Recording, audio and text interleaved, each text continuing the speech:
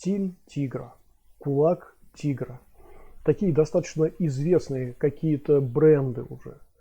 И тем не менее мы знаем, что в одном клубе стиль тигра вот такой, а в другом клубе совершенно другой. Когда мы открываем YouTube, мы видим, что порой то, что нам показывают в качестве кулака тигра, вообще не совпадает с нашим представлением об этом боевом направлении. И наоборот, когда мы обращаемся к такому боевому направлению, как хунгар, такое известное достаточно на Западе, хорошо известное боевое направление, китайское традиционное, чаще всего хунгар как раз называют кулаком тигра или стилем тигра. Так ли это? Я хочу напомнить, прежде чем мы посмотрим множество эпизодов для вас подготовленных, различных фрагментов, мы с вами, кстати, будем смотреть и на шаолиньский кулак тигра, и на вуданский кулак тигра. Мы обратимся к хунгару, и мы обратимся к южно-восточному кулаку тигра, одному из юго-восточных таких направлений. Так вот, когда мы говорим о каком-то явлении в мире боевых искусств и говорим о его генезисе, о его развитии, мы должны искать какие-то общие характеристики, которые связывают его с тем, что из этого боевого направления вышло, или наоборот, с тем, откуда это боевое направление родилось, откуда оно вышло там, и так далее. Это вполне естественно. Но когда мы говорим о боевом искусстве как о специальном явлении, как о том, что его отличает от других боевых направлений, конечно, в этом случае вполне логично говорить о разнице, о тех различиях, которые заложены в этом боевом искусстве и которые его явно отличают от других. Скажем, когда мы говорим о спортивных единоборствах, там различий почти нет. Различия в основном продиктованы или разницей в правилах, или разницей в экипировке, или, в общем, какими-то достаточно незначительными для бойцов деталями. В сущности, все боевые единоборства, конечно, друг на друга похожи, и вот эта вот небольшая разница в правилах и экипировке задает отдельные те или иные свойства единоборства. И когда мы их сравниваем между собой, в первую очередь надо говорить о том, что является основой, основанием вот этой разницы. Но когда мы говорим о боевых искусствах, тут разница, конечно, гораздо более значительная. И порой, когда слышишь, что кто-то говорит, что все боевые искусства друг на друга похожи, конечно, немножечко фигеешь от этого, потому что это значит, что человек в принципе ничего не знает о боевых искусствах, да и не видел их никогда.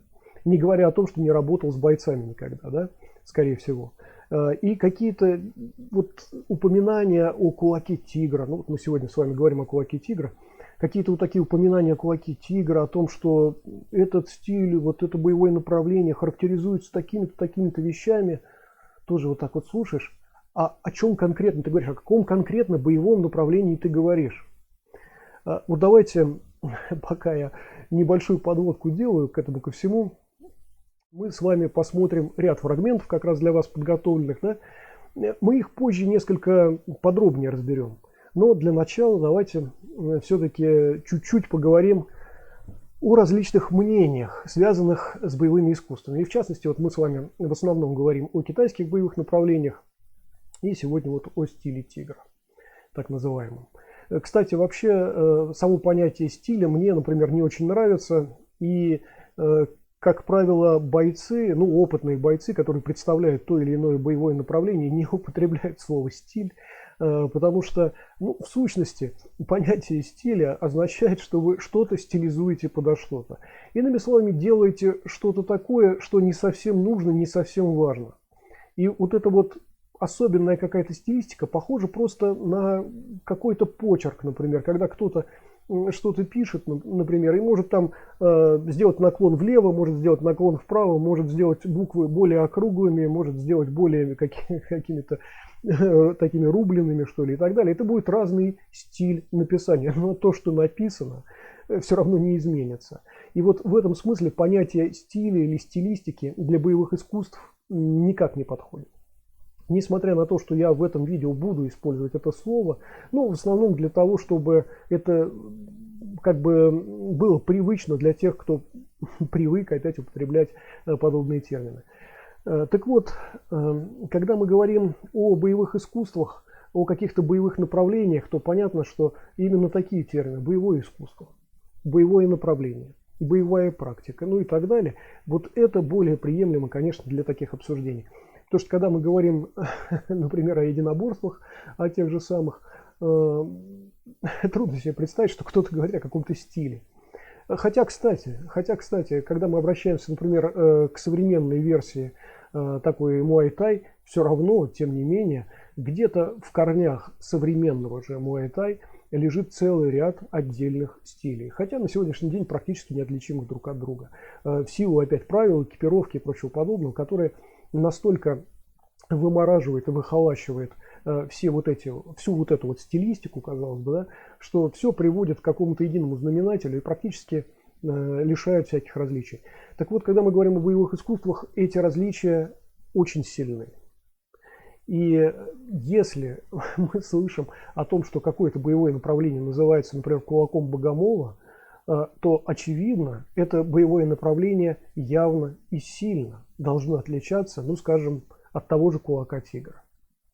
И люди, которые утверждают обратное, люди, которые говорят о том, что все это совершенно одинаково, что так много общего, что там разница совершенно теряется, но опять, это люди, которые, наверное, не видели ничего. Вот мы, кстати, с вами сейчас наблюдаем вот эти вот фрагменты, вот сейчас мы наблюдаем замедленные такие действия бойца, выпускника, давайте так скажем, ряда шаолиньских школ.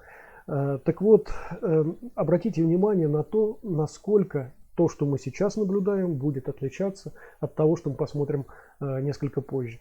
И еще позже мы, конечно, обратим внимание на эту разницу, на разницу этих деталей там, и так далее.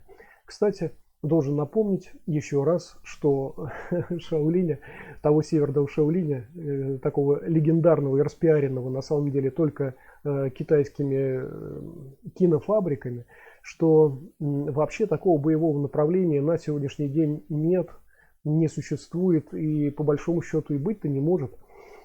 И вокруг исторического места, вот этого, которое называется Северный Шаолинь, сейчас расположено там несколько десятков школ, которые выпускают, в общем-то, людей, которые впоследствии будут участвовать в театрализованных шоу, в цирках, будут принимать участие в съемках фильмов, будут участвовать там в качестве, ну, я не знаю, в качестве как бы бойцов таких, да, ну и так далее. В любом случае, это не будет что-то, что связано непосредственно с боевыми практиками. Это очень важный момент. Мы можем отдельно говорить как раз о современных вот этих вот выпускниках Шаолини. Может быть, когда-нибудь мы этому посвятим специальный стрим. И вот просто с легкостью я вам могу показать и доказать, насколько боевое или не боевое, насколько боевые или не боевые люди выходят из вот этих школ. Ну окей. Значит, вот мы сейчас ознакомились с такой шаолинской версии кулака тигра. Кстати, обратили внимание, здесь есть что-нибудь из того, что вам представлялось бы как кулак тигра? Если да, пожалуйста, напишите, что именно и насколько, может быть, большинство из вас все-таки удивлены, наверное, тем, что мы сейчас видим. А это, еще раз, это кулак тигра, который представлен одним из выпускников вот этих вот шаолиньских школ. И причем здесь нет никакого нарушения, что ли. Здесь нет никакого отхода от общего на сегодняшний день условно сложившегося канона, связанного с кулаком тигра в Шаолинь. Давайте дальше посмотрим. Следующий фрагмент, который хотелось бы вам показать, это Луданская школа. Это тоже та же самая провинция, это близко к Шаолиню, но обратите внимание на то, насколько это, вот то, что мы сейчас видим, отличается от шаолиньской версии.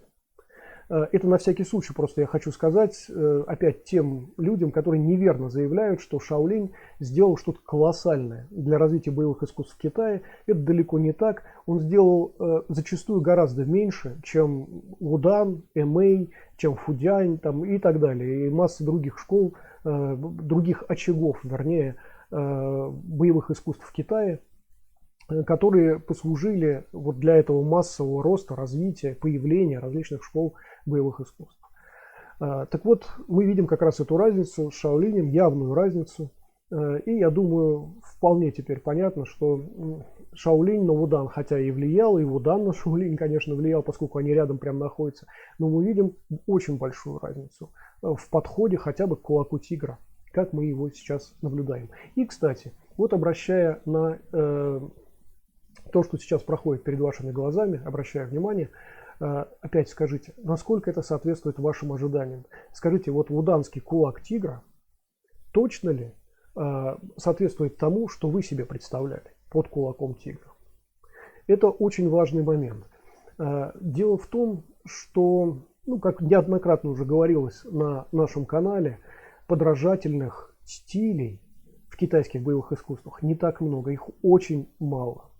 Нет анималистичных таких боевых направлений. Вернее, есть, еще раз, но их можно по пальцам пересчитать, такие боевые направления. И, как правило, когда боевое искусство, то или иное китайское боевое искусство называется там кулаком тигра, кулаком богомола, кулаком орлиных когтей, я не знаю, кулаком журавля и так далее, то вы там не увидите вот этих вот киношных, значит, каких-то размахиваний крыльями, каких-то, не знаю, раздираний, там, вырывания сердца из груди, там, вот эти вот киношные всякие выдумки, ничего такого вы не увидите. И никакого подражания животным вы тоже не увидите. За редким очень исключением, как я уже сказал, таких боевых направлений совсем немного. Давайте еще посмотрим. Вот то, что сейчас мы будем наблюдать, какой-то ряд видео, это ряд видео, связанных как раз с Хунгар. Или на Путунхуа, на основном, государственном наречии Китая, это не Хунгар звучит, а Хунтя. Так вот, обратите внимание на те действия, которые мы сейчас видим и увидим еще дальше. Вот как раз Хунгар часто и называют кулаком тигра, потому что он как раз соответствует многим ожиданиям, массовым ожиданиям массового какого-то зрителя, массового потребителя по поводу кулака тигра. Здесь мы очень часто видим как раз применение вот этих вот когтей тигра или ладони тигра, да, худжао.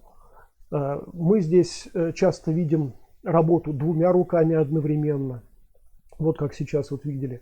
Мы еще к этому вернемся. Отдельные детали всего этого мы неоднократно с вами просмотрим. И как раз именно Хунгар часто ошибочно называют кулаком тигра. Это, братцы, действительно большая ошибка. Вообще Хунтя Чуань означает кулак семьи Хун. И на нашем канале уже были видео, которые были посвящены этому боевому направлению. Вы можете их легко найти в плейлисте стилей и направлений боевых искусств.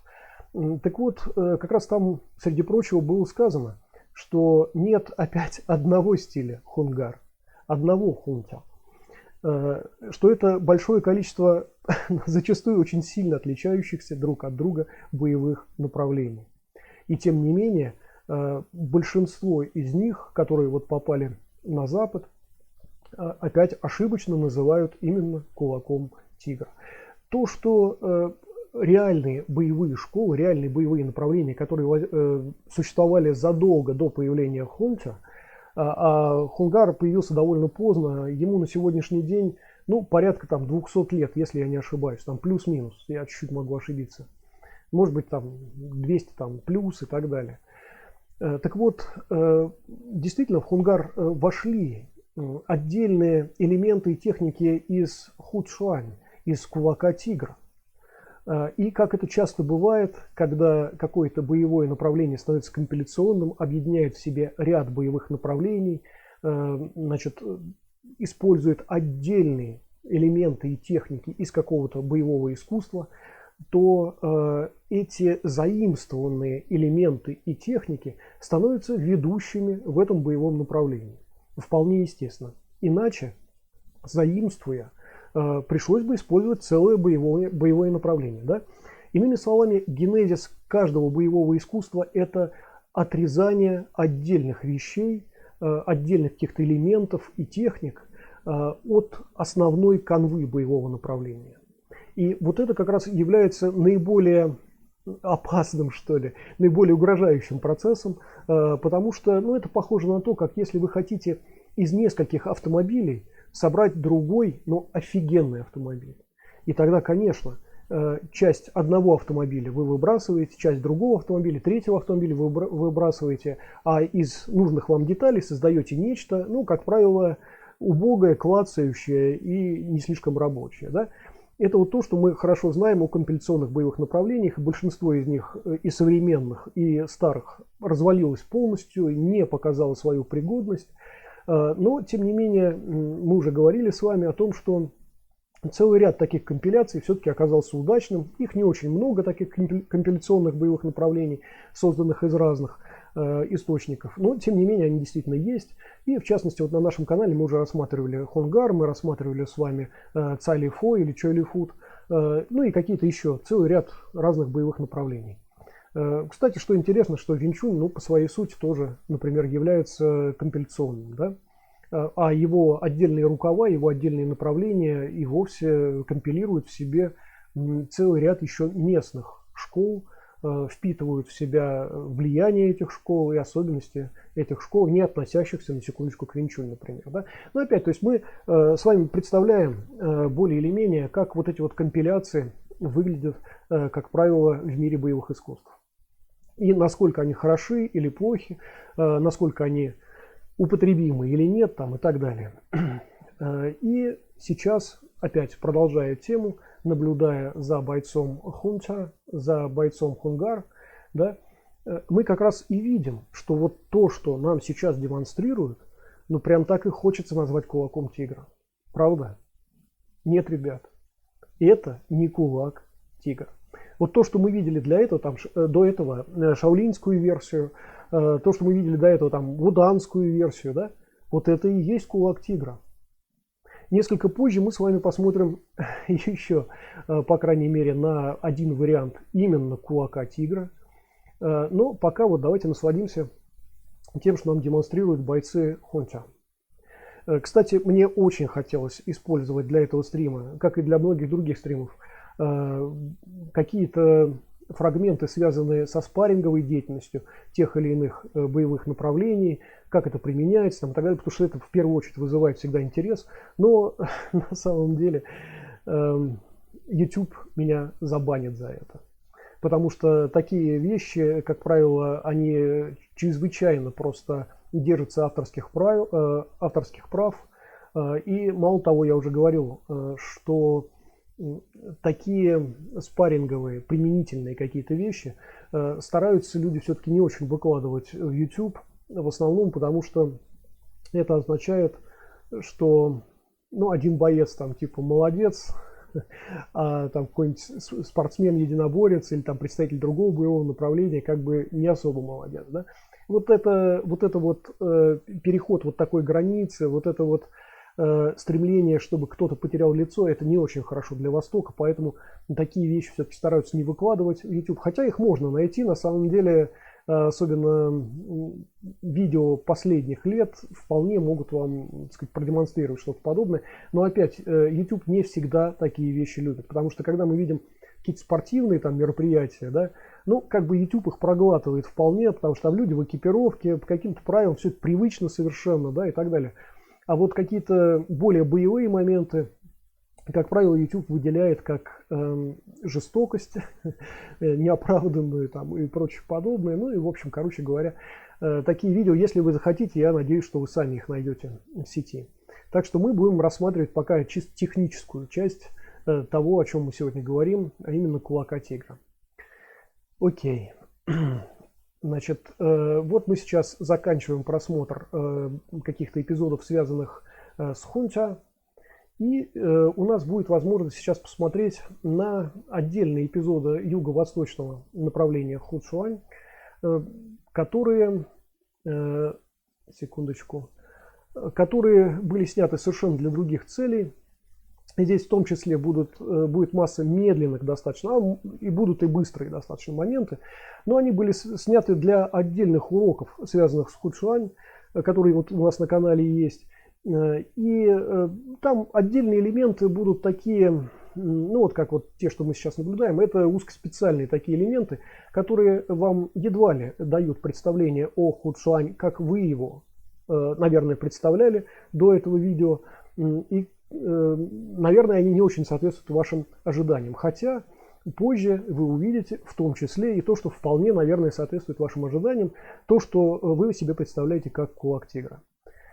Значит, в принципе, когда мы говорим о кулаке тигра, я сейчас в общем немножечко пройдусь опять об этом явлении, немножечко расскажу.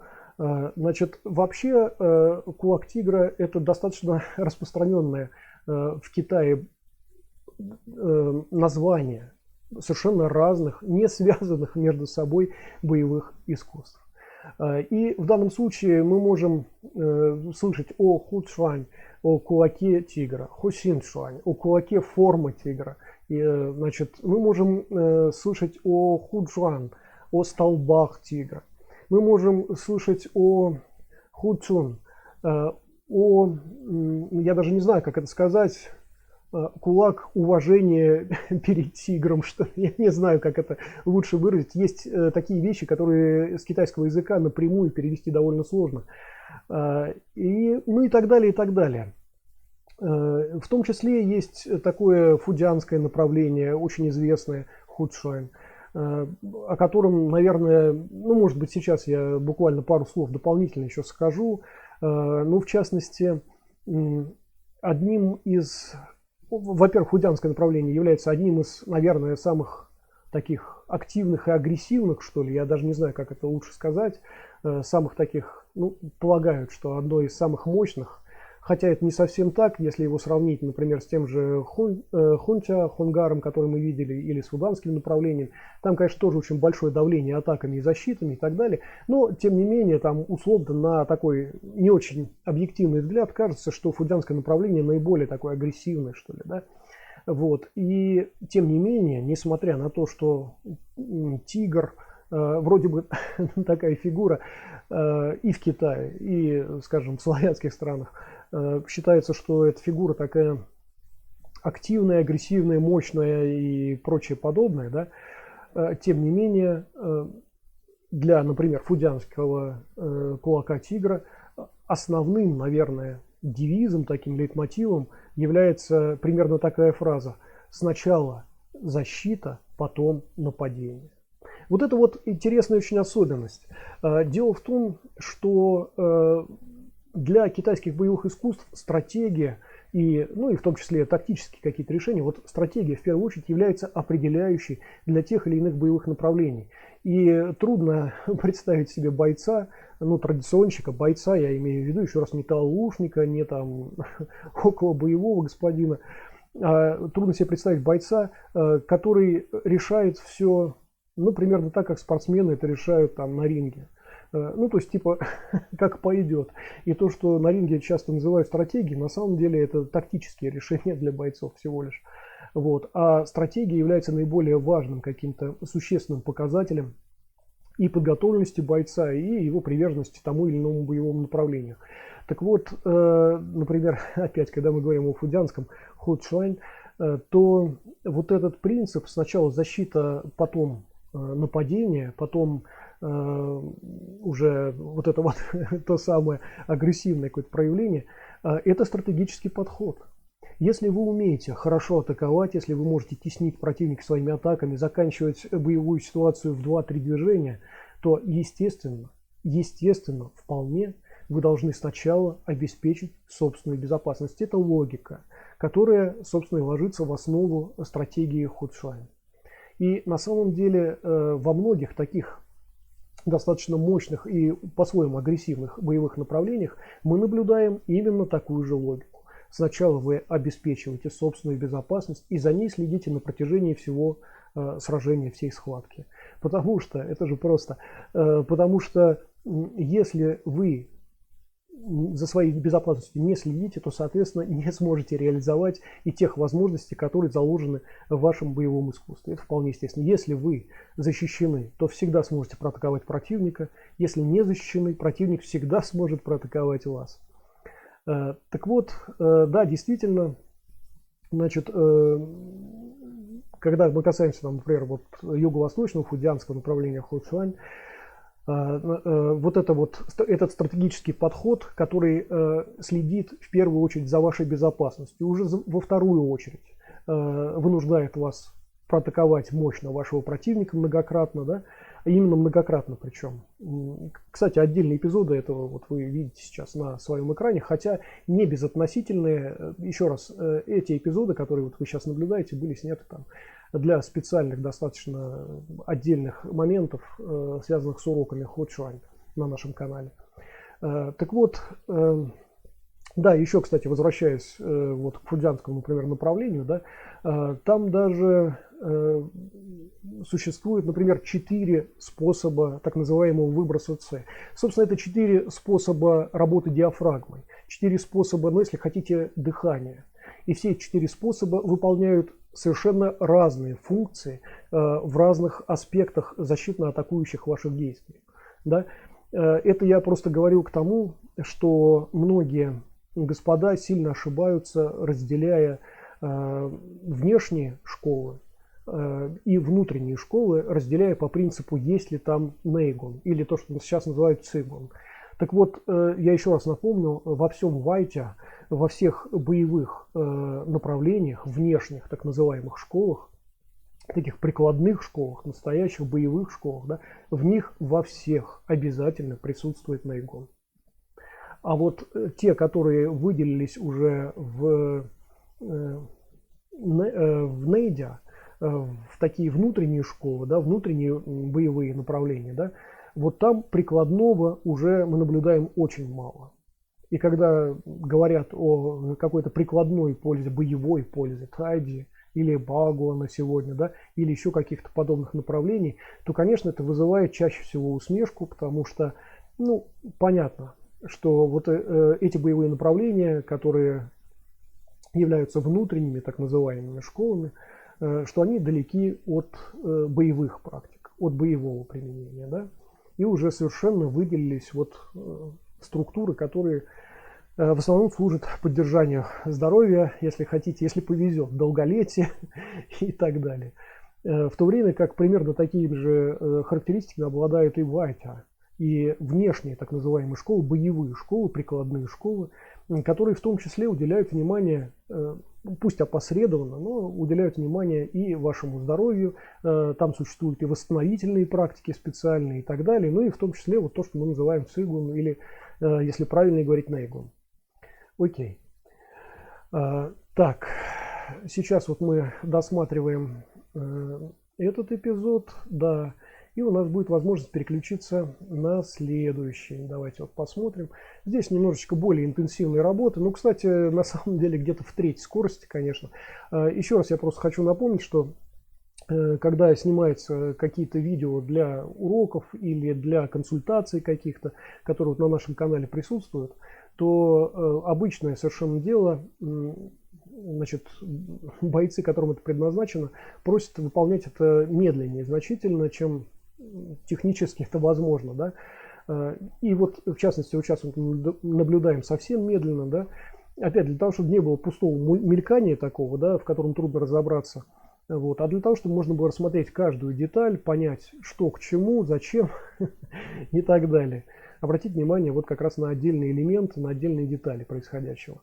Да, и, кстати, по поводу Хучуань, снова возвращаясь к теме, да, значит, есть целый ряд направлений Хучуань, которые работают в том числе и в низких шагах, в подсечках, как вот мы сейчас видим, но не чураются и достаточно высоких прыжковых ударов, да, в том числе и таких достаточно амплитудных, размашистых там и так далее, да.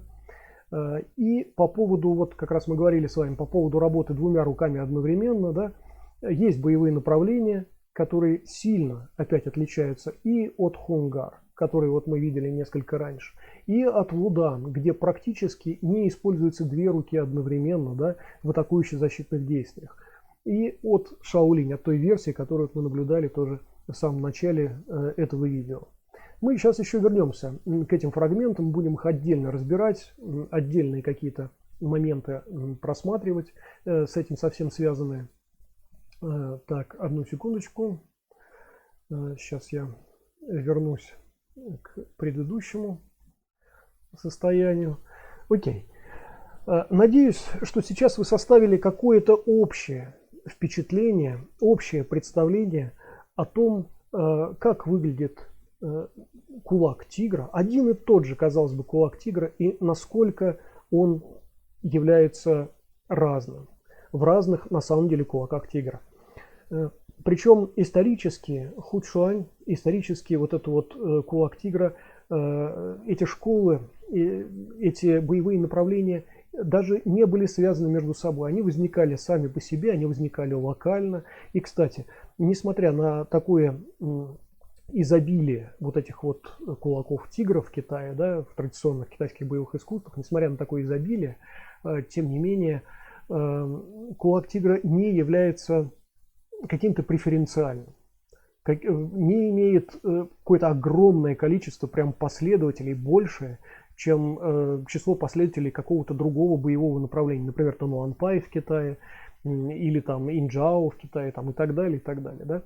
Просто я к тому это говорю, что вообще само представление о тигре, о животном достаточно агрессивном, это представление не слишком коррелирует с понятием гармонии. И когда вот мы говорим, например, о фэн-шуй, ребят, сейчас немножечко отвлекаюсь я от темы, но тем не менее, когда мы говорим, например, о фэн-шуй, где тигр в том числе представлен, ну, не в смысле какая-то фигурка тигра, не в смысле картинка тигра там и так далее, а в фэн-шуй есть, ну, например, несколько базовых таких условий, среди которых есть как бы символ тигра, который выражается определенными объектами, находящимися на определенных территориях, там, например, ну давайте так я скажу, несколько размыто. Так вот, вот этот символ, эту символику, этот тигр должен быть уравновешен другим символом, таким как дракон, например, да? Потому что вот эта вот излишняя агрессия тигра, она является отрицательной, в принципе, и ко всему, что связано вот с тигром, львом там и так далее. Вот даже если вы посмотрите, в общем, ко всему, к этому в Китае, в традиционном Китае отношение достаточно отрицательное. Это так же, как, вот представьте себе, ну, допустим, для славян понятие медведя связано с чем-то мощным таким, да, но в то же время очень агрессивным. Не очень хотелось бы встретить, например, медведя или уж медведицу, тем более с медвежатами в лесу, согласитесь, да. То есть все-таки это символ, который не хотелось бы иметь в доме, даже в качестве картинки какой-нибудь. И вот поэтому, например, исходя из такой же логики, в китайских домах очень редко вы увидите там изображение даже тигра. А вот эти вот условно хранители дома, такие как тигры или львы, ну, как правило, львы, кстати, они выносятся за пределы дома, они находятся где-то у крыльца, там такие фигуры, например, какие-то стоят, да, вот, а фигуру тигра вообще редко вы встретите, в принципе, где-то в доме, у дома, там и так далее, да, то есть это я просто вас подвожу к тому, что представление о кулаке тигра только в нашем с вами, на постсоветском пространстве, на таком, в нашем с вами представлении, кулак тигра — это что-то такое классное, такое замечательное. Вот есть люди, которые прям ищут вот кулак тигра, надо кулаком тигра заниматься. Еще раз, ребят, я никого не отговариваю, но просто я говорю, что в менталитете китайцев это далеко не преференциальная фигура, и поэтому отношение к боевому искусству, вот к этому конкретно, да, не такое... Ну, не так, что ли, при каком-то выборе люди могли бы тяготеть там, к кулаку тигра. Если там, например, на выбор, ну, условно, представим себе гипотетическую ситуацию, какую-то невозможно, что кому-то предлагают заниматься там кулаком журавля и кулаком тигра, да, вот просто чисто из менталитета какого-то, при прочих равных, да, наверное, выбор был бы за кулаком журавля, да. Но опять, это не значит, что кулак тигра хуже технически. Нет, он не хуже. Это опять, это менталитетные чисто такие вот моменты, да, согласитесь. Это опять, вот представьте себе, что, ну я не знаю, где-то в нашем славянском менталитете вам предлагают выбор между, скажем, ну тоже представлением о медведе каком-то и о, не знаю, о каком-то символе свободы, там, например, о чайке, ну, чайка, баклан, там, ладно, не очень это хорошо, но пусть тот же самый журавль, который вполне представляет собой символ свободы. Да? Вот вы выбираете, например, логотип для своей компании. Представьте себе вот агрессивный логотип агрессивного медведя. Вот понимаете, да? То есть чисто на ментальном уровне, вот увидев ваш логотип, кто захочет с вами сотрудничать, понимаете, да? То есть здесь есть вот тоже такие ментальные чистые вещи. Несмотря на то, что при этом ваша компания может быть вполне замечательной и, казалось бы, имевшей какие-то шансы явные на успех. Да? Вот то же самое с боевыми искусствами, там, скажем, в Китае. Да? Худшуань может быть, потому и не является каким-то уж очень прям таким, не представлен настолько широко в общем, как это, в общей канве адептов боевых искусств, да, в Китае, может быть именно как раз по чисто менталитетным таким вот моментам, да, по такому вот отношению. Хотя, еще раз напомню, да, таких боевых искусств, как хучуань, мы можем насчитать, ну, мне кажется, порядка 2 десятков уж как минимум, таких явно отличающихся друг от друга. Это не говоря уже про отдельные рукава, отдельные какие-то там ручьи, как говорится, этих боевых направлений. Итак, давайте теперь снова вернемся к тому, с чего мы начинали. Давайте мы с вами посмотрим шаолиньскую версию Худшуань, кулака тигра. Мы видим достаточно интенсивную работу, видим, естественно, вполне очень много работы ногами. Еще раз, братцы, вот такого рода работа, такие высокие прыжки там и так далее, да, действительно, они характерны для Худшуань, для отдельных его ветвей, но не являются самоцелью, и нет в реальности, в реальном боевом искусстве, нет смысла употреблять какие-то акробатические, сложные для выполнения номера. Особенно, когда речь идет, например, хотя бы о том, что вы представляете некое воинское сословие, ну, согласитесь, в обмундировании, в тяжелых доспехах, более или менее тяжелых, а кожаные доспехи, кстати, даже если они не металлические, а кожаные, они достаточно тяжелые, вот в них это все выполнять, но, согласитесь, это сомнительно достаточно. Поэтому то, что мы сейчас видим, это, конечно, еще раз шаолиньская версия, такая театрализованная достаточно худшуань. Но, тем не менее, вот эти переходы из высоких шагов в достаточно низкие шаги, использование подсечек, использование и высоких, и низких, и средних ударов ногами, активное использование работы руками и в защите, и в атаке. И только иногда мы здесь наблюдаем, обратили внимание, только иногда мы здесь наблюдаем вот эту вот эти когти тигра, да, вот это вот положение кисти, которое чаще всего в нашем сознании, казалось бы, связывается с кулаком тигра. Так вот, да, действительно, здесь таких эпизодов не так много, и они опять носят в основном театрализованный чисто характер. Поэтому то, что вот мы сейчас видим, несмотря на то, что это, может быть, выглядит как-то харизматично, внушительно, и хочется в это верить, тем не менее, братцы, вот то, что мы сейчас наблюдаем, конечно, это все далеко не боевые какие-то моменты, не боевое применение. Вот сейчас, вот, в частности, вот мы увидели как раз худжао, вот это вот, да, без относительно к тому, зачем это сейчас боец выполняет. Да? То есть, вот, кстати говоря, вот по этому поводу можно судить о том, сейчас вот таулу мы наблюдаем, или какой-то таулу, который все-таки имеет отношение к реальной боевой практике. Да? Когда мы видим атакующее какое-то действие, ну, в данном случае сначала было выполнено худжао там, в паховую область противника, а потом был кулак там тоже в паховую область, да, обратили внимание. Так вот, после этого что было? Было просто зависание. Вот именно на этом зависании, по идее, судьи должны вам поставить какую-то замечательную оценку, как вы хорошо зафиксировали ту или иную позицию, понимаете, да? То есть в боевом применении такого быть не может. И выход из этого положения опять какой? Да никакой.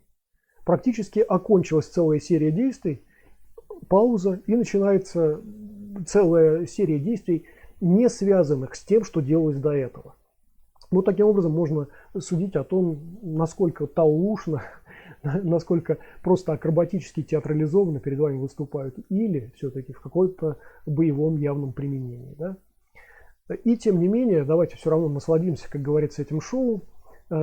И я вас призываю опять посмотреть, насколько то, что мы сейчас видим, соответствует тем характеристикам, которые, ну, как правило, мы себе представляем в качестве ху-цуань, в качестве кулака тигра. Если что-то вы здесь отметили из того, что вам представлялось в качестве кулака тигра, пожалуйста, напишите тоже в комментариях. Мне это интересно. На самом деле, полагаю, что не так много таких вещей вы здесь действительно отметите, как свое ожидание относительно кулака тигра. И тем не менее, да, действительно надо отдать должное, в том числе и вот этим шаолиньским школам, которые очень технично подготавливают, но еще раз подготавливают таушников. Конечно, перепрошить таушника под боевые задачи, ну, не то чтобы несложно, но в принципе вполне можно. Хотя в боевых искусствах, ну, наверное, вы знаете, да, большинство присутствующих здесь на канале, наверное, знают, что есть такое понятие, как юнфа, как конкретно прикладной аспект боевого искусства, как применение. Да? И есть школы, в том числе ху-цуань, есть школы, которые начинают с юнфа, которые с самого начала вас учат именно защищаться, именно атаковать, именно выполнять действия, которые будут связаны в дальнейшем с вашей боевой практикой. И вы работаете в первую очередь с партнером, вы спаррингуете, там, потом вы отрабатываете это на столбе, там, в дорожках, в бое с тенью, потом снова спаррингуете там, и так далее. Да? То есть все начинается с юнфа. А вот различные специальные аспекты, такие как син, вот форма, там, например, и так далее, как тао, те же самые, да, это уже догоняет несколько вас для того, чтобы очистить от мусора ваши действия, сделать их более естественными, более применимыми, более оптимальными, более быстрыми, более мощными там, и так далее. Да? Для этого служит уже целый ряд специальных еще дополнений, которые позволяют вам как раз добиваться этих условий. Но, к сожалению, сейчас в практике многих условно боевых клубов все выглядит совершенно наоборот. Ну, кстати, в Китае тоже были подобные школы, которые сначала вас занимали тем, чтобы вы в первую очередь отточили какую-то специальную структуру, поработали над диафрагмой, над своей, над точностью, правильностью, скоростью, мощью действий, да, а уже потом вас учили юнфа, использованию этих вещей. Но с моей точки зрения это слишком долгий и такой округлый слишком путь, далеко не прямой. И в частности вот в клубе в московском, который у меня, значит, был до моего переезда в Болгарию, вы хорошо о нем знаете, мы в первую очередь занимались юнфа, а потом дотягивали это уже при помощи разных специальных средств, дотягивали до какой-то оптимизации, до большей эффективности. Да? Такая история. И, кстати, да, на семинарах, когда вы приезжаете сюда, вот у нас проходят периодически семинары. К сожалению, ковид несколько подпортил эту традицию. Но, значит, тем не менее, у нас проводится здесь семинар. Надеюсь, в этом году тоже это состоится. Здесь мы будем тоже заниматься юнфа. В первую очередь, то есть применением, да, то есть прикладными вещами, а не вот волшебными, которые вот мы сейчас можем наблюдать здесь. Окей. Но возвращаясь все-таки к ху-цуань, возвращаясь все-таки к кулаку тигра. Сейчас, секунду, да. Значит, хочется сказать, что, как вы сами сейчас убеждаетесь, кулак тигра несколько другой, чем то, что обычно представляется под этим термином. Даже вот в таком шаолиньском, каком-то театрализованном представлении, да. На самом деле, если бы я сейчас назвал это кулаком дракона, кулаком, не знаю, феникса или еще чего-то, да, большинство бы сказало, да, действительно, да, это феникс, да, это там дракон там и так далее, да. Опять, почему это важно, почему я сейчас делаю на этом акцент? Потому что вообще-то боевые искусства в Китае имеют название, носят название неподражательного характера. Как я уже сказал в самом начале этого видео, значит, подражательных, буквально подражательных, анималистичных каких-то боевых направлений в Китае практически не существует. Их можно пересчитать по пальцам. И те названия, которые обычно обиходными являются для тех или иных боевых направлений, чаще всего выражают какую-то одну особенность этого боевого направления. Когда говорят о ху-цуань, например, речь идет чаще всего о высокой интенсивности, о скорости действий и об их мощи. И этого достаточно для того, чтобы назвать боевое направление ху-цуань. И это боевое направление носит это название 400, там, 500 лет, там, я не знаю, и так далее, и так далее. Да? То же самое касается у нас Танланпай, например. Есть подражатель, ну, условно подражательные какие-то боевые направления, которые называются кулаком Богомола, но какие-то южные, например, направления, вы там подражания вообще не увидите. И почему там это боевое искусство названо именно кулаком Богомола? Да просто потому, что Богомол в Китае, это вот Танлан, это травяной волк вообще-то для китайцев.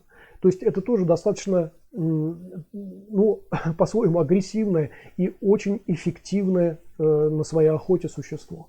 И вот только этого достаточно для того, чтобы такое же эффективное и агрессивное боевое искусство назвать Танлан, например. Окей, давайте перейдем к следующему эпизоду. Давайте более подробно посмотрим на вуданский худшуань. И вот мы сейчас видим, обратите внимание, тоже переход из шага в шаг, из низкого в высокий и наоборот.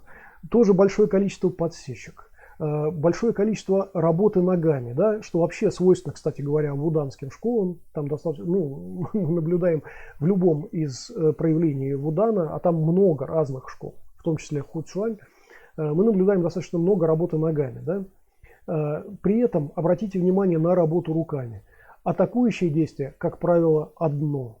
Левая рука выходит, например, на атаку, правая защищает, да, ну или наоборот.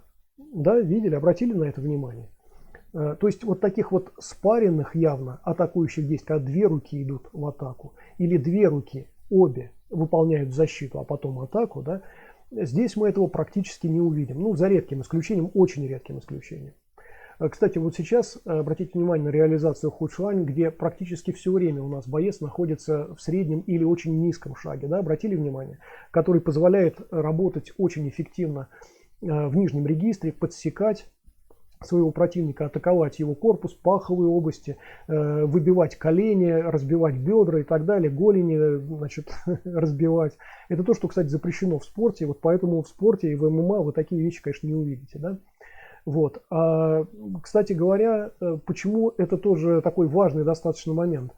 Потому что если в руке такого бойца, например, который работает в низких шагах достаточно, оказывается колющее, режущее какое-то оружие, да, то, естественно, оно наиболее эффективно именно в нижнем регистре тела противника. Да. Почему, даже не буду сейчас рассказывать, и чем отличается реальное использование там каких-то подручных средств, включая там нож не очень быстрый, не очень длинный, значит, от спортивного использования того же средства, например, да. Окей, сейчас не будем об этом. Вот сейчас мы снова наблюдаем вуданскую реализацию худшуань. И опять обратите внимание, насколько это, наверное, не слишком похоже на ваши ожидания относительно худшуань. Да? Мы почти не видим здесь работы опять вот такой особенной рабочей поверхностью, как худжао, там, например. Да? Обратили, я думаю, на это внимание. Это важный все-таки момент, особенно в свете того, что мы сейчас снова обращаемся к хунгар, хунча, и более подробно рассматриваем то, что мы можем видеть здесь. А здесь мы увидим, кстати, в основном шаги или высокие, или средние, как правило, и, обратите внимание, параллельную уже работу двумя руками, и зачастую эта работа связана как раз с худжао. Это вот опять я возвращаюсь к тому, что нередко совершенно ошибочно кулаком тигра называют именно хунгар. Хотя это хунджа, это совершенно другое боевое направление, которое когда-то было скомпилировано, в том числе в своих компиляциях использовало худшуань. Но эта реализация, вот такую реализацию, двойная работа руками, использование худжао, двойная работа и в защите, и в атаке, достаточно мощные такие действия, да, это только часть кулака тигра, как мы его, например, сейчас вот наблюдали недавно. Да? И тем не менее, в своих ожиданиях западный пользователь именно хунгар называет кулаком тигра. Еще раз, ребят, это ошибка большая. И тем не менее, то, что вы сейчас видите, вот этот вот хунча, он сильно повлиял в том числе и на фудзянский худшуань, на фудзянский кулак тигра. Как известно, после последнего восстания, боксерского восстания, так называемого боксерского восстания, на самом деле восстание бойцов на севере Китая, Значит, это понятно, что это восстание было подавлено, хотя с большими потерями, естественно. Так вот, эти бойцы распространились по всему Китаю, в том числе и на юг Китая, благодаря чему Фан Цзючуань, например, вращающийся кулак, распространился тоже по множеству школ боевых искусств на большой территории Китая. И вот Хунтя тоже в том числе. И он тоже повлиял как раз уже в свою очередь на Хучуань, который находился, например, в том же самом Фудзяне. То есть первоначально Хучуань, кулак тигра, северный, причем северные реализации повлияли на Хунгар, а потом Хунгар влияет на южные реализации Хучуань. Да? Вот такая примерно последовательность у нас возникает. Именно поэтому в юго-восточных реализациях Хучуань, в юго-восточных реализациях кулака тигра мы видим как раз более или менее что-то, что совпадает с нашими ожиданиями относительно кулака тигра. Это уже последующее влияние. Но первоначально кулак тигра совсем не связан с тем, что мы обычно от него ждем. И я надеюсь, вот на фоне того, что мы сейчас просматриваем, на фоне вот этих вот фрагментов, вы наблюдаете как раз то, о чем говорилось несколько раньше, что одно боевое искусство отличается от другого боевого искусства, иначе это было бы одно и то же. Если они даже называются одинаково, но возникали в разных местах в разное время и совершенно локально, отдельно друг от друга, то они явно имеют массу различий. И именно на фоне этих различий мы и говорим, что вот это вот Хучуань такой-то, это вот кулак тигра такой-то, а это вообще кулак богомола. Именно на фоне различий. И я надеюсь, вы видите эту большую разницу, которую вот мы сейчас наблюдаем, на которую я пытаюсь вам постоянно сказать, акцентировать ваше внимание. Кстати, обратили внимание, да, на очень высокую подсечку, которая была произведена вот сейчас недавно бойцом вот этим, да, который медленно достаточно выполняет какие-то действия, какой-то тау перед нами. Вот в том числе, кстати, для отдельных реализаций кулака тигра, да, мы видим высокие используются шаги и даже гораздо реже средние, уж совсем нет, например, низких шагов. Да. Это тоже разные совершенно реализации. Да. И при этом мы здесь видим использование как раз и северного опыта, когда, значит, руки последовательно работают, левая вперед, там, правая назад, там, как говорится. Да. А бывает так, что обе руки используются вместе. И вот сейчас вот новая реализация, которую мы сейчас наблюдаем. Обратите внимание, что здесь очень много как раз спаренной работы, когда одновременно две руки, причем очень часто именно в худжао, да, используются для атак.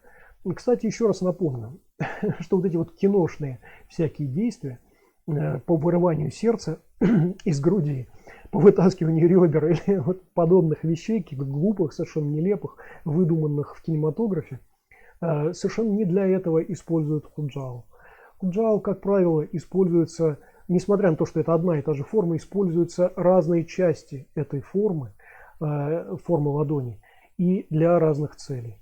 В частности, вот мы сейчас наблюдали и атаки в глаза, когда одновременно, например, идет атака ладонью, основанием ладони, и в то же время пальцы работают в глаза. Да, это то, что опять запрещено во всех спортивных, постспортивных, в ММА там, в этом и так далее. Вот когда говорят там, а чем мы бойцов вот не видим в ММА? Да потому что запрещены там бойцы, по сути. Там надо работать по специальным правилам. На секундочку еще раз напомню, ММА это не бои без правил, это бои по большому количеству правил, ребят. Эти правила вы можете легко найти в интернете. Их очень много. И они очень существенно ограничивают реальную практику боевую и отделяют ее от такой вот спортивной, постспортивной. Так вот, возвращаясь к теме, значит, худжао в данном случае, я надеюсь, вы обратили внимание, что используется и для атак в корпус, для очень мощных атак в корпус, но в данном случае уже используется ребро ладони, несмотря на то, что не меняется форма этой ладони, да, вот, и благодаря этому, да, действительно очень мощное воздействие осуществляется и на ребра, и на внутренние органы, значит, противника и так далее. Ну, развивать эту тему не буду, чтобы не забанили. Тем не менее, я надеюсь, вы на это обратили внимание. Если хотите, мы немножечко позже еще это посмотрим отдельно. И пока понаблюдаем очередную реализацию. Значит, опять хунгар, хунтя. И в том числе часть таких элементов, которые мы сейчас увидим, они, конечно, используются и в кулаке тигра, в Хучуане, например, в северных реализациях. Ну и в южных, как я уже сказал, когда это хунгар уже попадает на юго-восток Китая, да. Окей. Кстати, да, обратили внимание, наверное, да, что в Худшуань довольно активно используется кулак. Вообще кулак это не самая преференциальная, наверное, рабочая поверхность, я имею в виду торец кулака, да, не самая преференциальная рабочая поверхность для китайских боевых искусств, потому что для разных целей используются разные рабочие поверхности. Но, тем не менее, да, вот именно, например, в Хунча и в Худшуань и там мы видим использование кулака. Оно несколько разное, да. Кстати, вот сейчас обратили внимание, да, даже на прокалывание были использованы пальцы, например, да. В какой-то момент в самом начале мы видели использование вот внешней стороны, например, кулака, да, для атак. Мы видим здесь достаточно много защитных действий. Кстати, обычно не обращают внимания на защиту, да. Тем не менее, я рекомендую обращать внимание на защитные действия, потому что обычно все как-то стремятся посмотреть, как атакует противник. Да, еще раз напомню, ребят, атака это самое простое, что изучается в боевых искусствах, это самое нелепое, самое элементарное, и ошибка в атаке не так существенна, не так ужасна, как ошибка в защите. Все-таки согласитесь.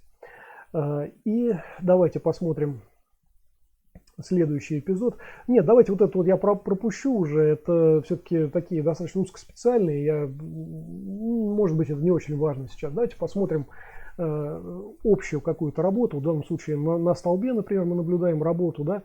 Здесь, как мы видим, тоже используются активно ноги. Несколько позже мы увидим, как используются и подсечки, и прыжковые удары. Да? И здесь мы видим как раз и работу по переменную руками, и одновременную работу руками, в том числе с применением худжао. Значит, обращаем внимание в том числе на защитные какие-то действия. Вот здесь вот специально я сделал акцент на каких-то защитных действиях, для того, чтобы вы себе представляли, что вообще-то Худшуань, как я уже говорил, все-таки в его основе лежит ваша защищенность. Сначала защита, потом нападение. Вот такой вот основной принцип заложен, например, в худянском Худшуань. И это очень важный момент. Тут, кстати, вот да, обращаем внимание на то, что, опять, о чем я говорил, вот подсечки, там прыжковые удары будут, значит, работа в разных шагах, и в высоком, и в среднем, и в низком достаточно, атакующие действия и спаренными руками, когда две руки одновременно работают, и по отдельности, там, и так далее, использование кулака, использование худжао, использование ребра ладони, там, и так далее. Вот это вот все, и пальцев, естественно, тоже. Это все, в принципе, здесь реализуется. Но особое внимание я бы попросил обращать на не атакующие действия, которые явно носят защитный характер. Вот на них лучше обращать внимание, да, потому что именно этот параметр отличает боевое искусство от небоевого, от спортивного, скажем, от постспортивного, от псевдобоевого какого-то или околобоевого, скажем, и так далее. Да? Вот это вот понятие защищенности, понятие гарантированной защищенности, это все-таки важный достаточно момент. Так, давайте мы сейчас снова посмотрим все-таки эпизод, связанный с Хунгар. Я вот чуть-чуть отмотаю, сейчас, извините. Хотел обратить ваше внимание на отдельные особенности. Значит, давайте вот здесь вот посмотрим. Просто хотел бы обратить ваше внимание, вот опять, видите, использование худжао. Я не очень удачно сейчас кадр поймал, но тем не менее видно, да, что это вот как раз положение, которое обычно называется лапой тигра там, или когтями тигра. Да. Это вот сейчас хорошо видно. И это параллельная работа, несмотря на то, что это начало только Тао, начало Тао, как правило, это работа диафрагмой, как бы, да, а потом уже там включаются более боевые вещи. И тем не менее, мы сейчас позже увидим и работу уже более боевую, такую именно вот параллельными такими руками, параллельным худжао. Вот обращаем внимание на такие типичные достаточно действия. Просто на отдельных каких-то характерных особенностях хотелось бы остановиться. Да? Вот мы видим, например, в Хунгар очень часто видим передний шаг. Его же мы видим в фудзянском Худшуань и в той реализации, которую вот мы просмотрели буквально перед этим. Да? Там очень много переднего шага и пустого шага, например, такие вот, то, что называется стойками, хотя в них не стоят. Несмотря на то, что я сейчас остановил это все, и у нас боец стоит, но на самом деле в них, конечно, никто не стоит, в них ходят, в них двигаются. Да? И вот эти действия защитного характера. Обратили внимание, левая рука у нас идет вперед, предплечьем, на секундочку, предплечьем сейчас была защита, да, несмотря на то, что там использовано худжао снова, да, как правило, подобного рода вещи используются для одновременной защиты атакующих действий, да, а правая рука у нас в это время, видите, ушла вниз, она тоже в это время произвела уже, это уже конец защитного действия, да, там вниз у нас двигалась рука для защиты. Вот это вот очень важный момент, который характеризует как раз боевитость или небоевитость того или иного там фрагмента, который вы наблюдаете. Да? Вот особое внимание к вашей защищенности – это очень важный момент для боевых искусств. Да? Потому что обмен ударами в боевой ситуации, в схватке, когда вы работаете против нескольких противников, да еще там вооруженных, например, ну, я думаю, все понимают, что это фиаско просто будет, если вы не уделяете внимания вашей защите, а думаете только о том, как проатаковать противника. Ну, это достаточно смешно уже становится, превращается в какое-то шоу убогое. Так, дальше. Вот обратили внимание тоже на пару действий, которые сейчас были, да. Вот это вот выхватывание такое. Ребят, еще раз, это не вырывание сердца из груди. Это обычное защитное действие, которое рассчитано на подхватывание в области трицепса, как правило. Хотя это могут быть разные варианты там, и так далее. Это может быть и удар там, в паховую область, но он был выполнен, это действие было выполнено достаточно высоко, и это явно защитное действие. И после этого той же рукой была проведена атака, в то время как левая рука у нас остается все еще в защитном положении. И вот это вот оставание в защитном положении, да, это такой резерв дальнейших действий. Вот мы сейчас увидим, как будет левая рука у нас работать. Да? Так, нет, мы сейчас это не увидели, нам это не показали, они просто опускаются вниз. Сейчас мы увидим такие резервированные действия. Сейчас, несколько позже. Здесь, кстати, вот да, видим много очень реализаций худжао, в том числе вот сейчас атакующее было неплохое действие. Перед этим было выполнено добивание, да, обратили внимание, там было добивание вниз, вот, вот оно. И сейчас вот пошли атакующие действия, обратите внимание на то, да, вот на окончательную реализацию этих атакующих действий. Левая рука у нас находится на защите и в то же время как раз в резерве атакующих действий, да. Шаг достаточно низкий, а правая рука сейчас атакует нашего противника. Эти атаки нередко, несмотря на форму худжао, выполняются ребром ладони. Да? Так, дальше посмотрим.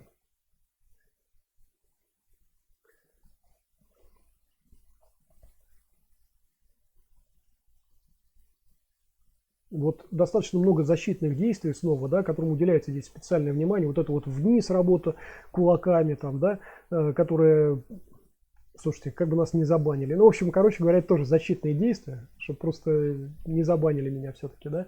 Очень много защитных действий, хотя они выполняются достаточно медленно сейчас, достаточно технично, да, но примерно такая же их реализация существует и в атакующих действиях. Вот, кстати, да, обратили внимание вот на то, о чем я говорил, когда резервируется одна из рук, и вот сейчас правая рука, которая была зарезервирована несколько сзади, да, она выходит вперед на атаке, да. Ну, это вот те самые моменты, которые вот снова, да, у нас рука выполняла, сейчас, секундочку, хочу вернуться назад. Рука выполняла целый ряд защитных действий. Сейчас на левую руку обращайте внимание, выполняются защитные действия, и потом выполняются атакующие действия из такого зарезервированного положения, да, когда рука несколько зависла вроде бы, да, но в определенный момент она начинает работать как активная, как атакующая. Вот как то же самое сейчас было у нас выполнено правой рукой.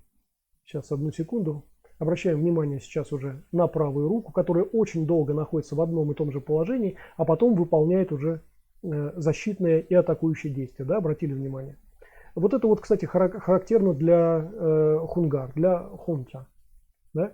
И давайте мы примерно то же самое, сейчас не буду дальше вот это вот рассматривать, давайте мы то же самое примерно посмотрим, значит, на другом примере, вот здесь вот, на тех примерах, которые мы можем наблюдать в работе на столбе. Вот давайте я чуть-чуть вернусь назад, сейчас. Обратили внимание, работа двумя руками одновременно. Левая рука срывается с защиты, атакует противника, при этом фиксирует предплечьем все-таки его руку, которая может в это время тоже как-то двигаться, уходить, приходить, атаковать, там, пытаться и так далее, а правая рука просто атакует, да. И вот сейчас еще раз. Действие двумя руками одновременно. Да, вот обратили внимание, две руки одновременно вышли на атаку. Эта атака была при этом не параллельной, не совершенно одинаковой, хотя и на разных уровнях. Да. Это были разные атакующие действия, но выполнены одновременно. Да. Вот вам Худ-Шуань, который как раз пересечение с которым мы находим в том числе в Хунгар. При этом вот то, что мы сейчас видим, это кулак тигра, а то, что мы видели до этого, это Хунгар. Да? Разница достаточно большая, и просто я еще раз хочу заострить ваше внимание на том, что Хунгар, Хунтя взял только отдельные, рваные, условно говоря, ну оторванные что ли, аспекты Худ-Шуань в свой арсенал. Да? Так исторически просто сложилось. Там необходимо было очень быстро подготовить бойцов для вот этого большого бойцовского восстания. Вот, и поэтому одновременно велось преподавание несколькими бойцами разных боевых направлений, благодаря чему у нас и возникло одно из направлений, по крайней мере, Хунгар, да, Хунтя. Поэтому там так и получилось, что немножечко оторвано отсюда, все это вместе более или менее скомпилировано, а потом у нас на протяжении там сотни лет ведется работа по тому, чтобы эти вещи скомпилированные между собой гармонично уложить, да, чтобы это использование было действительно оптимальным. Работа по оптимизации, что ли, да, вот так вот. Снова мы видим параллельную работу двумя руками одновременно. Нередко это две атаки одновременно, нередко две защиты одновременно, нередко одна рука пока защищает, другая одновременно с этим атакует. И мы видим, ну, в данном случае были взяты как раз торцы кулака для того, чтобы продемонстрировать, что именно попало в Хунгар из Худ-Шуань, да. И мы видим периодически работу Худжао, вот такой ладонью специфической, да, опять для того, чтобы продемонстрировать отдельные какие-то аспекты, которые содержатся в Худ-Шуань и опять попадают в Хунгар, хотя для Худ-Шуань они не являются преференциальными буквально и не на каждом действии, не на каждом движении используются, в отличие от Хунгар, от отдельных Тао Хунгар, которые мы перед этим наблюдали, кстати. И в этом смысле вот все, что было мной сейчас сказано, конечно, в первую очередь, ну или там во вторую, я уж не знаю, очередь связана еще раз с тем, что когда вы видите использование Худжао, когда вы видите вот передний шаг вот такой типичный, например, с двумя атаками или двумя защитами одновременно, да, это не означает, что Хунгар как раз является кулаком тигра. Это ошибка. Настоящий кулак тигра, он несколько более разнообразен в этом смысле. И вот мы видим это на примерах, которые сейчас вот вы наблюдаете, да. Мы видим, что кулак тигра это не только Худжао, не только параллельная работа руками и не только торцом кулака. Вот вы сейчас это наблюдали. Тут есть и работа локтями, значит, и работа активная достаточно другими рабочими поверхностями, и дном кулака, например, и так далее. Вот, кстати, в этой связи, сейчас, секундочку, вот я хочу перемотать чуть-чуть вот с этих особенностей, которые не хотел бы я сейчас вам забивать ими голову, чтобы просто люди, которые пытаются научиться чему-то из видео, чтобы они не слишком... Вот, кстати, да, вот, например, использование типичного такого набора импульса. Вообще в Худ-Шуань, давайте чуть-чуть вернусь назад, в Худ-Шуань активно используется сила поясницы. Но для того, чтобы воспользоваться этой силой, на самом деле нужно иметь очень хорошее представление о шагах. И основной набор импульса идет от шага в Худ-Шуань. Ну, не основной, я не очень правильно сказал, но, по крайней мере, на первых порах, на первых шагах, когда вы осваиваете Худ-Шуань, вы в первую очередь опираетесь на свои шаги и на использование именно набора импульса от вашего шага. Да? Только тогда ваша поясница начинает хорошо работать, вы начинаете вращаться вокруг собственного позвоночника, значит, это превращается в такой еще набор импульса от поворота и так далее. Вот давайте мы сейчас еще пронаблюдаем эти отдельные моменты. Сейчас, секундочку. Сейчас перейдем к ним. Вот. Видите, да, вот передний шаг, вот этот вот, да, который выбрасывает прям. Это, конечно, отдельный аспект. Это не что-то такое прям, к чему надо уделять особое внимание. Еще раз, для тех, кто хочет научиться вот посредством этих видео. Не, ребята, вы не научитесь Худ-Шуань благодаря только вот просмотру отдельного вот этого фрагмента, да. Это просто я хочу продемонстрировать, что набор импульса от переднего шага, он может быть не только переносом тела со стопы на стопу, но и вот таким вот резким выбрасыванием бедра задней ноги вперед, вот которое сейчас вот демонстрируется. И именно оно, обратите внимание, значит, сообщает пояснице необходимый поворот, необходимый вот это вот набор импульса, который передается впоследствии, там, например, в руки или в ноги. Вот попозже мы увидим, как в том числе это в ноги передается. Да? Вот сейчас вот мы видим, как это относительно рук работает, как руки совершенно по разным траекториям. Одна может идти по кругу, другая, например, по прямой может идти, да, на атаку или на защиту. Вот. Но все это ложится именно на тот набор импульса, о котором я сейчас говорю, да? На такой вот специфический достаточно шаг. Ну, еще раз, это один из множества шагов, одна из множества реализаций использования набора импульса от переднего шага, скажем, да.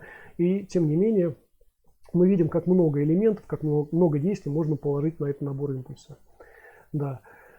Сейчас вот как раз речь идет уже о более низких шагах, об использовании подсечек, о переходах от подсечек к там, прыжковым каким-то амплитудным действиям, несмотря на то, что это выполняется достаточно медленно здесь, опять, чтобы не было мелькания какого-то, да. Вот. И периодически вот мы видим как раз разные рабочие поверхности, которые здесь используются. Очень много защиты здесь используют, защитных действий, да, на которых все-таки надо концентрироваться все-таки больше и лучше, чем на атакующих действиях, несмотря на то, что обычно всех привлекает именно атакующая часть событий, самая элементарная, самая простая и примитивная.